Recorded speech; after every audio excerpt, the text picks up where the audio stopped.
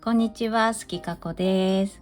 今日は前回作ったこちらのモチーフにこちらの刺繍リボン、ちょうど色味がいい感じのがあったのでつけていこうかなと思いました。それで今回はちょっとこれ大きいですよね。なのでくにゅっとちょっと折り目をつけてこんな感じにしてあげようかなと思っています。なので今ねちょうどいい長さ、いい塩梅な感じに4つ切りました。そこまでやりました。はい。それでこれ刺繍リボンって切るとバサバサするんですよね。バサバサ。これがすごい気になるし、仕上げの時ね綺麗にいかなかったりあるので、そういった時このねチャッカマンとかあると処理ができるんですよ。火を使うので危ないので気をつけて使ってくださいね。私は近くにお茶とか置いて何かあった時すぐ対応できるようにいつもしております。はい、お子様ももしお子様やるときはね必ず大人の方と一緒にやってください。軽く炙るだけなんです。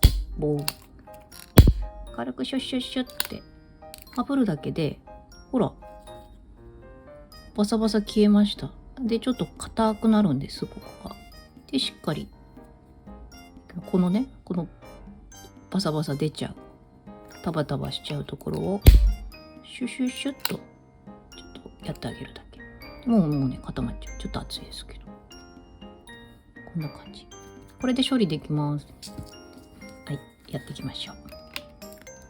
こうやるとね他にね例えばリボンストラップみたいな感じ、刺繍リボンストラップ、リボン留めっていうのをつけてストラップにしたりとか、いろんなものにね作るときすごく便利です。リボン留めパクってやるやつがあるんです。ここにパクって、その端っこからタバタバ出ちゃったらかっこ悪いし、ね、それを処理するのも大変だし、ここをねタバタバを取ろうとしてどんどんタバタバしてきちゃったりあるんですよ。どうにかね火を使わずに加工できればなと思ったこともあったんですが、火じゃなくてねなんかろうを塗ったりしてもいいみたいです。ろうそくのろう。でも私それやったことないんでちょっとよくわかんないんですが、はい、こんな感じ。必ずロック。はい、これで加工できました。あとは私はずかずか縫っちゃうんです。他にもねいいやり方あるのかもしれないんですが、ちょっと待ってくださいね。大体の模様とかもあるんでね、模様のどこを見せたいかっていうのにもよるんですけど、この子を出したいからこっち正面にして重ねて一回止めてね見ましょう。こんな重なりで大丈夫かなって見てあげて、こうなりますね。いいでしょう。そしたら後ろ見て見えないところ、例えばこの辺縫っちゃったらもう縫い目ガツガツ見えちゃうじゃないですか。だからこの辺を塗れば大丈夫だなっていうところに針を刺して、もうここはねブスブスいっちゃえばいいんですよ。ほどけないようにブスブスいってます。大胆にね、私結構大胆にいきます。ハンドメイドは自由だとか言いながら大胆です。しっかりね固定されればいいので、こんな感じにこうやってクリップとかでね固定してあげると安心ですよね。はい、キュッとこんな感じで留めて、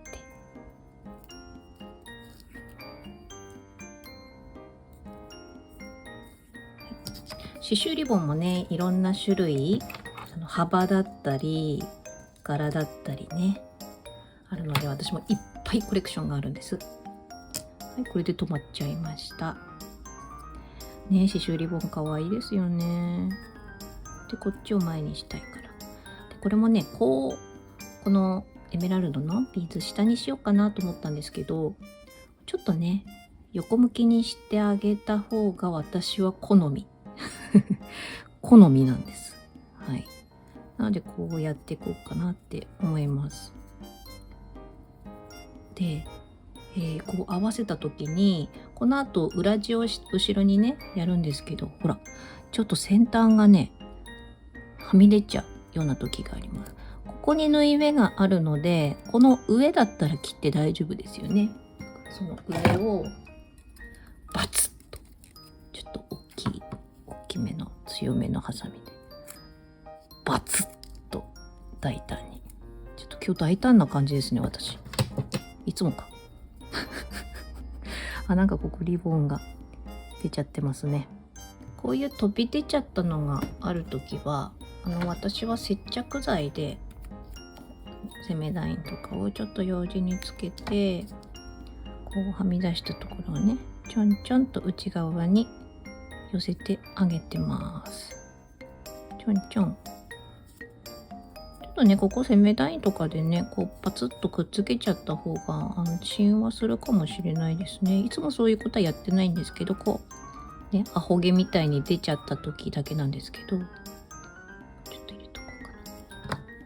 こういう対策もできます。どうしてもね刺繍なのでこう裏側糸がいっぱいなんですよね。飛び出てきちゃうとかっこ悪いので、こっちもやっときますかね。なんかピンクのやつが怪しい。刺繍のね糸によっていろいろ特性があるので、この糸は飛び出しやすいみたいです。こうやって接着してあげるとね、はい、映ってなかった。安心ですね。接着したのでちょっとここ挟んで様子見ますか。その間に他のやつやっていきましょう。はい、じゃあこれはここでゴミを捨てて接着剤の蓋をして、はい、もう一個やってみましょう。先ほどと同じようにクリップ登場して、やっぱりねここを出したいから左右でね柄が違うのもいいですからね。こっちも可愛い、こっちも可愛いな。でもね同じだから方向的には最終的にどっちをね出すか決めましょう。こんな感じですね。仕上がりを見て、よいしょ。カブ比べて、大丈夫かな。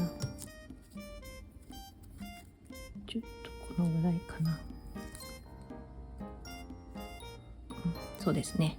このぐらいなのでブスブス塗っていきます。意外にね簡単ですよねもっとね分厚いじゃない、太いやつも同じようにできます。こう上のモチーフがねもっと大きかったり、あとはここにリボン留めをガブってつけてこうブラブラさせるのもありですね。今回はね私直接縫い付けちゃいますが、いろんな楽しみ方があります。もちろんねこう今折ってこういうなんか扇形みたいにしてますが、また違ったねいろんな使い方できるので、こう折らなきゃいけないとか思わなくて、ね、ご自身の自由な発想でリボンを使っていただいていいと思います。本当私ねリボンも大好きなので、どう使おうかなっていつもニヤニヤしながらコレクションを眺めている変態です変態です。ビーズの変態と言ってますが、リボンの変態でもあり、羊毛フェルトの変態でもありますね。要は変態なんですよ。はい。い、できました。この子もね、当ててみて、ちょっとね、上でそうなので、ではパツッといきましょうか。パツ、パツ、パツ、パツ。あ、なんか下に、なんかね、置いとけばよかった。飛び散っちゃいますね。こういう時に登場するのが、毎度おなじみ、卓上クリーナー。はい。概要欄にリンク貼ってあります。回し物ではございません。はい。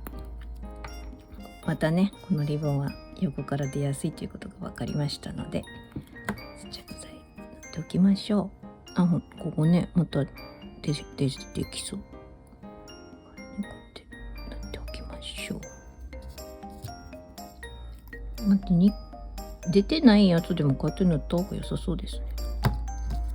なんか安心するな。またこの子がアホ毛が出てきてますね。あんまりアホと書いちゃダメかな。主張をしてくる子がいますね。じゃあこの子も止めておきましょう。はいはいはいはい。OK。2つできました。いいペースですね。はい。でこの子もこうかな。は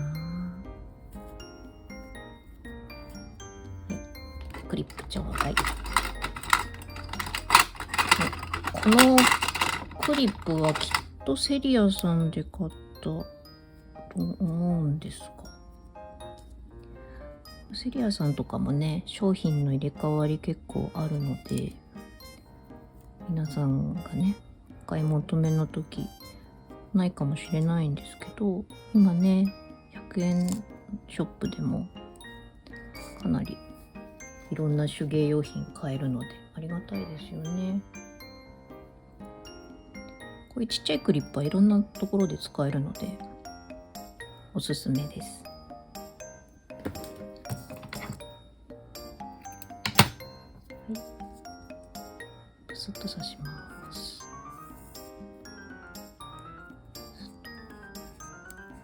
今ね、うちの庭のオクラがね、大フィーバーしてまして、この2年ぐらいオクラ苗から育てたけど、全然できなかったんです。なんかうまく花が咲かなくて。今年は種からね、まあ、三男くんがなんか持ってきたんですよ、種を。オクラの種。じゃあ種やってみるみたいな。全然期待せずやって、今畑がすごい荒れてるから、うちの庭のね、プランターでやろうって言ってプランターに埋めて、ただ種余っちゃったのでね、その荒れ果てた畑の方にもパーって巻いて終わりにしてね、そのままやったら、いや取れる出てくる。それでね、プランターよりやっぱり地植えの方が、地植えって畑にね直接こう植えた方が根っこが広がるんでしょうね。すごい、そっちの方がすごいんですよ。後から出てきたのにプランターよりもすごい太くなって立派な葉っぱもできて、である程度ねお水もこう下からね湧き出るわけじゃないですけど、下からじんわりくるので、こうしっかりねへにょーんってならずにしっかりなってるし、地植えってすごいって、なんか実験したみたいな感じね。地植えとプランターの実験したような感じになってます。地植えすごいって、まあ、その分大変なんですけどね、いいところ悪いところあるんですが、もともとね畑も結構な年数そこでやってるので、栄養もねある程度あったのかなというのもあります。土作りって結構難しいんですよね。それで同じ例えばナスを毎年同じとこに植えるとかもダメらしいんですよ。連作障害って言って毎回そのキュウリはウリ科じゃないですか。ウリ科のものはここだったら次はこっちに植えて、その次の年はここに植えてとかやらないとうまく育たないみたいなんですよ。ね、難しいですよね。そういうのがあって、なんかそういうのもちょっとね毎年やってたらなんかどこで植えたっけみたいな一回今年は休もうみたいになったけど、種ね植えたいっていうからじゃあプランターをって今ね庭も大改造したくて、それでも今蚊がすごいからもう暑いしね、もうちょっと涼しくなってからとか思って、なんかそういうのを言い訳にしてます。はい、4つ目。いいペースで来てますね。で、単純な作業ですよね。こうやるとね。このねクリップで挟まなかったんです最初。やっぱりそしたらずれちゃって、もう気に食わないみたいな感じになって、途中リボン使うのをねすごい嫌になった時期もあったんですが、今度クリップ使えばいいじゃんっていう感じになってからはあんまり抵抗なく使えますね。やっぱりねビーズ刺繍プラス何かってやると一気にね個性も広がるしいいですよね。私は羊毛フェルトとビーズ刺繍もやってますし、こういうリボンとかねフリルとかそういうのを使ってビーズ刺繍と合わせてっていうのもやってます。もちろんビーズ刺繍だけの時もありますし、その時の気分なんですけど、ちょっとシンプルめのものを作りたいなって時もありますし、私でも今は結構パステルブームですがね、もっとビビッとなギラギラしたやつを作りたい時もありますし、その時のね自分が作りたいものを作れるって最高ですよね。ほんと自由な世界万歳、個性万歳、変態万歳です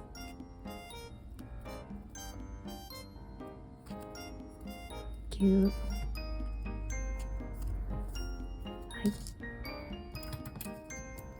こんな感じになりました。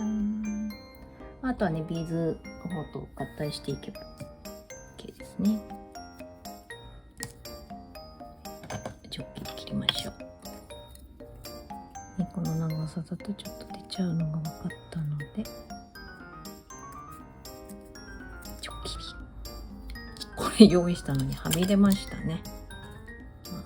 いややってるし、そっか、せっかくねこれ炙ったけどこれ切っちゃったらね炙った意味ないじゃん。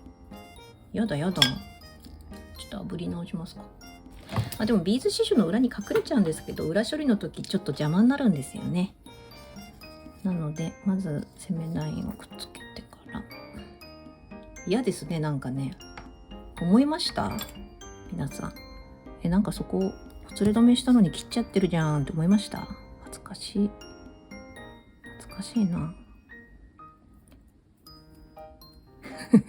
恥ずかしいなとか愛嬌です。アラフォーおばさんの愛嬌とか言ったってな、ちょっと無理があるな。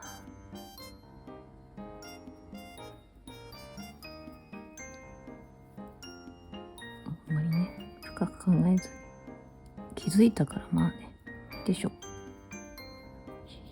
広いこ心を持って見ていただけるとありがたいです。こう挟んで、は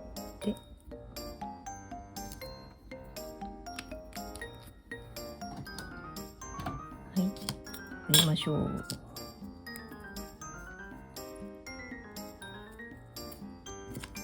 ロックを解除して、周りに気をつけて、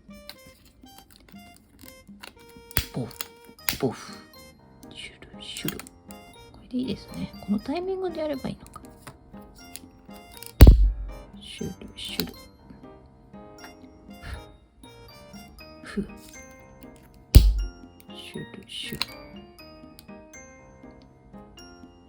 ちょっとね、最初火扱うって怖いですけど、でもやったら簡単でね、しっかり止まるからいいですよね。はい、ロックして。という感じで4つできました。あとはこれと合体させていくんですが、これも縫い付けでやってます。縫い付けます。ビーズとビーズの間に糸を通していけばいい感じですね。この角度でいきたいから、この角度で後ろも OK だなって見て、しっかり入ってますね。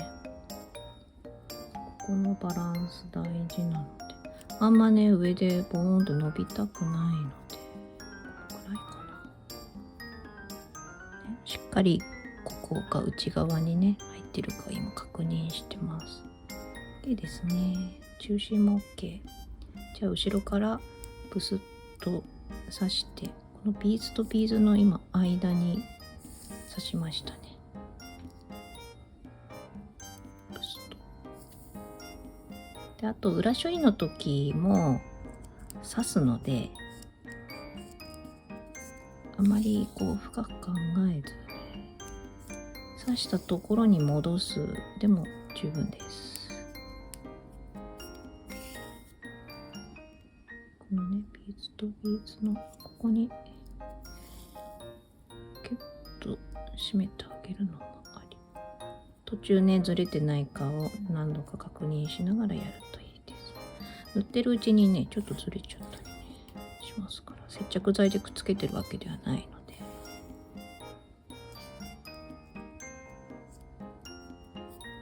接着剤でくっつけてから縫うっていうのも OK です。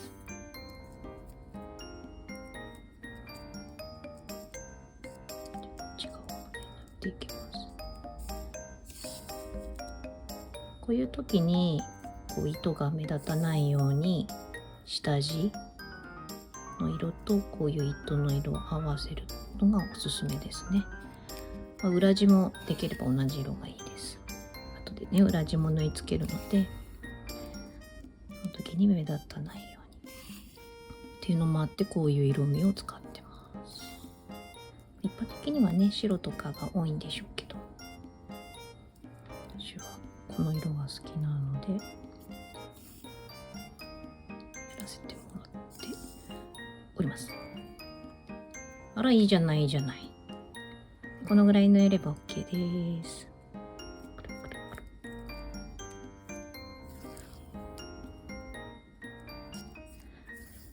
はい。でこれで裏処理をするときこう段差ができちゃうじゃないですか。ここでぷっくりと。こ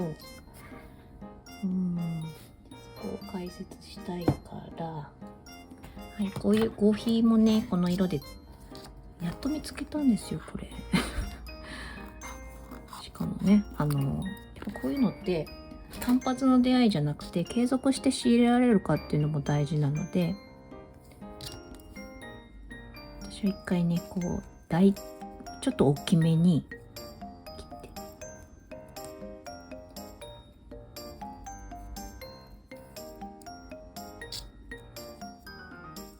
そしてその後合わせて切るようなスタイルです。こう刺繍がある時はちょっと大きめでいいんですよね。ただビーズの周りを塗っていくのであまり大きすぎても大変です。大体の形で今切ってますね。それで縫うところが出ないかとか、ちゃんとね、ここのビーズと刺繍リボンのところ通っているかとか見て、で今ここがかなり合っていたので、ちょっと出っ張ってるところを切って、でこの辺が下に行っちゃってるから切って形をきれいにして、あんまりねやったら切りすぎちゃう。あるあるですよ。気になるところ切ってたらね切りすぎちゃう。こんな感じね、いい感じですね。切れました。前から見た感じもね、いいですね。あ、またここに直接やっちゃったよ。嫌ですね。作業に集中しちゃうとそうなっちゃう。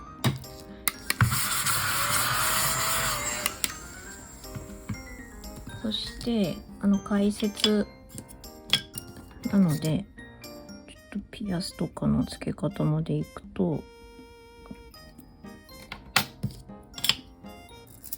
例えばピアスのがまあ簡単なのでね、こういうこれサージカルステンレスの丸皿が 8mm かな 1mm かな、これは 8mm かな、8mm のちょっと大きめのやつですね。私の作品大きいのが多いので、いつも大きめを使わせていただいてます。で裏地、この角度かなのつけたいところ、この辺ちょっと印をつけて、この辺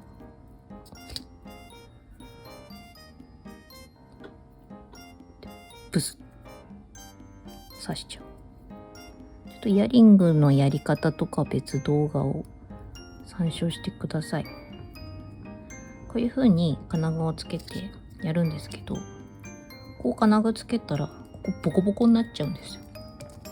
なのでフェルト、この下地にしているフェルトさんをちょっとその形にかましていくんですね。どういうことかというと、大体これもね大体なんです。こんな感じでデコボコしているところに当ててあげる、と段差がなくなっていくので、少なくなる、全くなくなるわけではないので少なくなるです。なんかついてるね。接着剤を用紙につけて、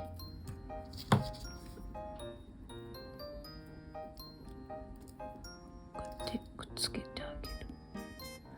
こういう風にして調整していきます。あとこの辺にもちょっとかましてあげると、ここねポコリ真ん中が出てるので、この辺とか少しこの辺とかね、くるっと次やってあげたりするといいですね。今固まるのを待ちます。そしてこうペタッとくっつけて、で周り縫うような感じになります。裏処理のそのあたりの詳しい動画は別にありますので、そちらご覧ください。はい、乾かします。こんな感じですよ。どうですか？いい感じですよね。ちょっと耳に当ててみよう。あ、かわいいかわいい。はい、こんな感じになりました。あとはね、みんな同じ作業の繰り返しなので、はい、こんな感じです。急に完成みたいな。どうでしょうか？なんとなくリボンの付け方解説できましたでしょうか？私大丈夫ですか？はい、あと他のも順番に作っていきたいと思います。よかったら他の解説動画もご覧ください。あとインスタグラムでは最新の出店情報とか、作品の情報とかも載せておきますので、ぜひご覧ください。チャンネル登録、高評価いただけると本当に励みになります。よろしくお願いします。ではまた次の動画でお会いしましょう。バイバーイ。バイバイ。